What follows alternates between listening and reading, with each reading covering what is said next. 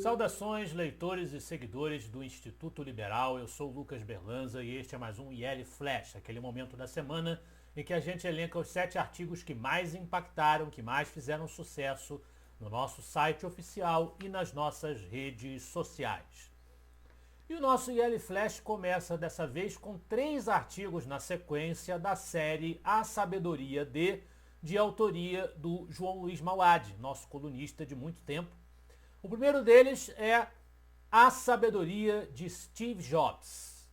Steve Jobs, nascido em 24 de fevereiro de 1955 e falecido em 5 de outubro de 2011, foi fundador e principal executivo da Apple, a maior empresa do mundo, e tinha obsessão pela inovação. Criou o Mac, o iPod, o iPhone, o iPad, termos que hoje fazem parte do nosso dia a dia, entre outros produtos campeões de vendas internacionalmente. A Apple revolucionou, diz-nos o texto do Mauad, a indústria de computadores pessoais, os filmes de animação, o mundo da música e dos telefones móveis. Steve Jobs não era um teórico liberal, como os autores que costumam aparecer nessa série do Mauad. Ele não se destacou propriamente pela defesa da liberdade, mas por ter sido um dos maiores usuários dela, tendo se transformado num exemplo de empreendedorismo. Embora não fosse um teórico do liberalismo, dá para notar que há muita coisa de Mises, Hayek e Schumpeter em seu pensamento.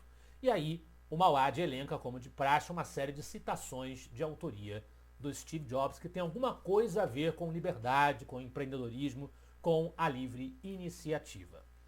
Na sequência, a sabedoria de John Locke.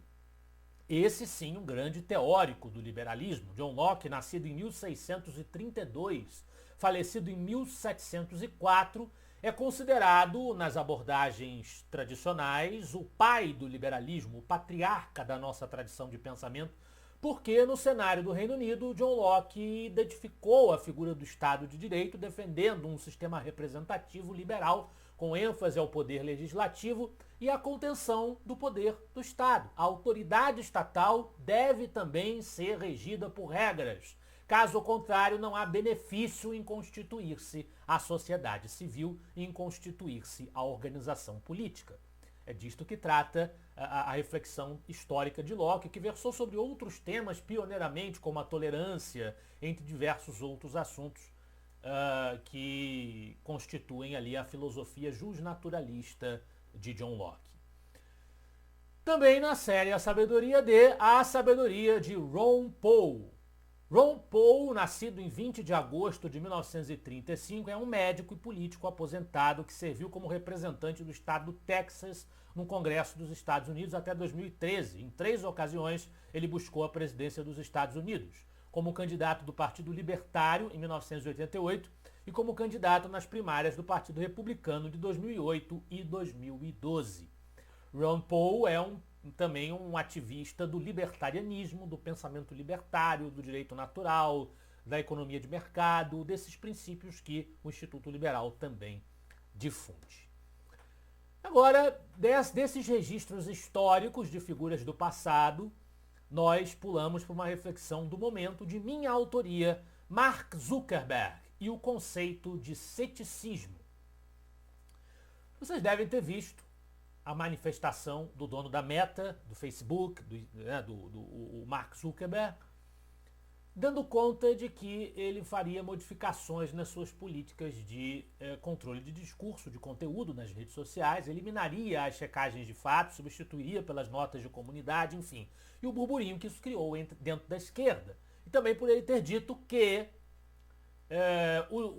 a Meta trabalharia com o governo Trump para reagir a governos, a autoridades de todo o mundo que vem censurando as redes sociais, as big techs, vem censurando o conteúdo que circula nas redes de empresas americanas.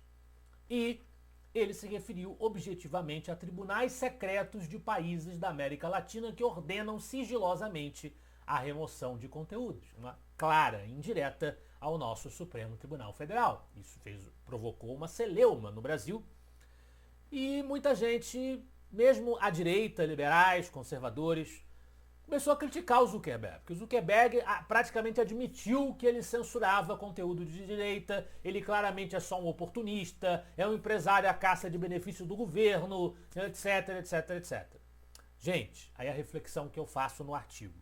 Se eu tenho um governo da nação mais poderosa do mundo, os Estados Unidos, com secretários como Marco Rubio e Elon Musk, que são críticos da situação no Brasil, estão cientes do que acontece aqui.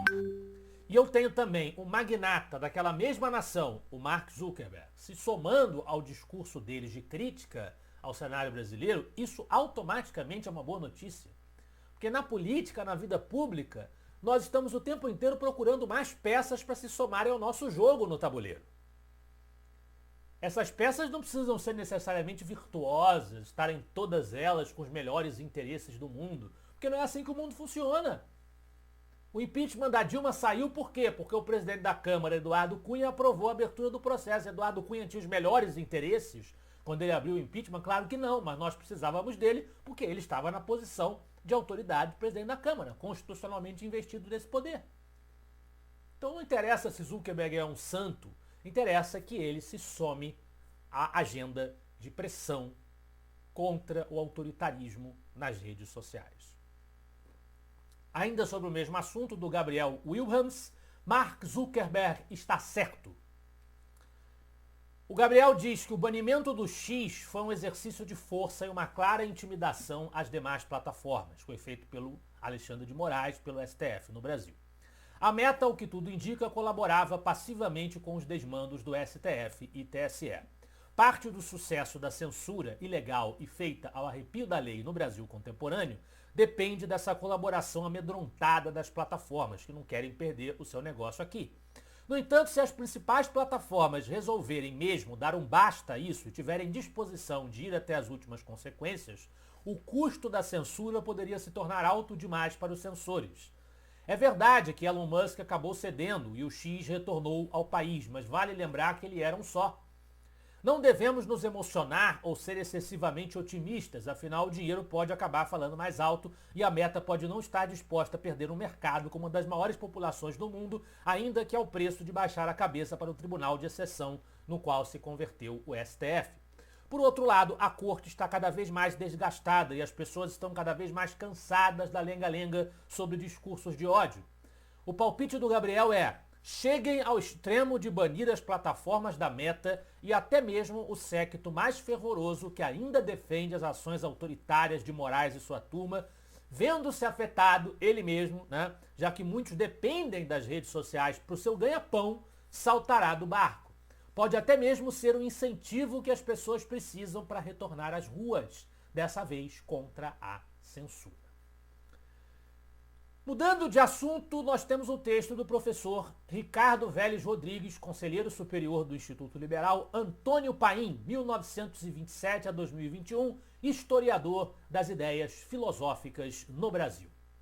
O artigo, naturalmente, é sobre o professor Antônio Paim, grande pensador liberal brasileiro, que também foi um historiador da presença das reflexões filosóficas no nosso país.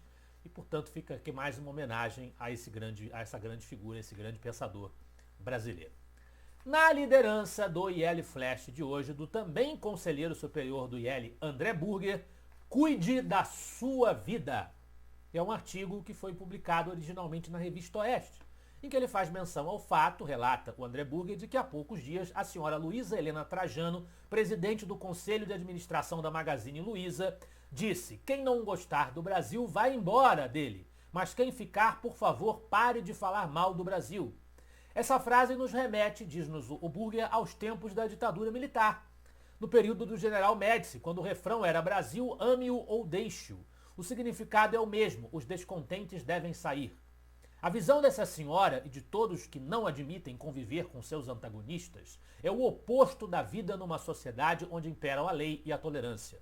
É um comportamento inverso ao que existe nas sociedades abertas, conforme a concepção de Karl Popper.